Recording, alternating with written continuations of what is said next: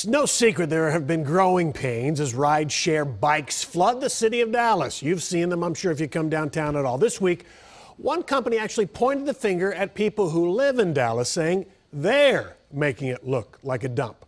Fox 4's Blake Hansen is along the Katy Trail tonight with that story. Blake.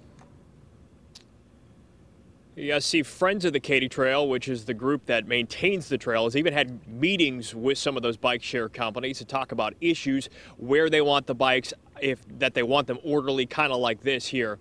Recently, some of those walking the trail, though, saw the bikes not so in an orderly fashion. They took a photo. LimeBike responded in a tweet that has since been deleted. There's an armada of bikes, some right side up, some not so much, right near where the Katy Trail and Knox Street meet. And it's not the only spot like that along the trail. It's out of control. It really is.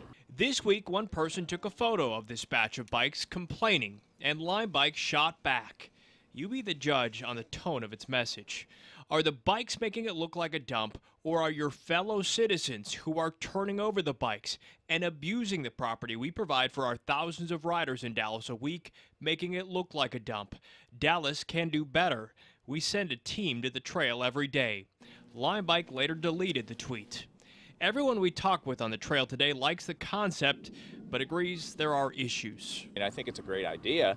It's just that there needs to be a more organized place for people to leave the bikes. I think it's a great idea in theory, but I think because the companies are warring with each other over who can have the most bikes, they're not really being considerate.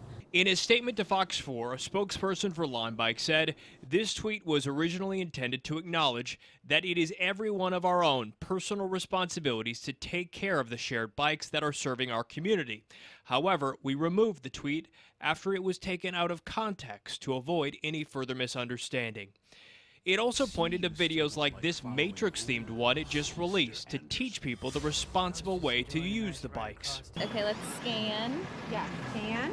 Unlocking. The bikes do have their fans. It's a great way to get around, and it's eco-friendly, and why not? But changes are likely coming. City transportation officials plan to recommend regulations to City Council next month. They'll recommend permitting and could recommend caps on the number of bikes and potentially limit the number of bike vendors, potentially helping quell the complaints and agitation over the bikes that dot Dallas's landscape. I mean, it gets people walking, it provides a bike if you don't have one. The problem is, though, a lot of times they are strewn across the trail here. I asked, but LimeBike has not elaborated on how it says that tweet was taken out of context. The Friends of the Katy Trail chimed into this Twitter tiff as well. They said that they have asked for some of the bikes to be removed and asked nicely several times. Meanwhile, LimeBike says that they have been working with the Friends of the Katy Trail and have donated to the organization as well. Steve.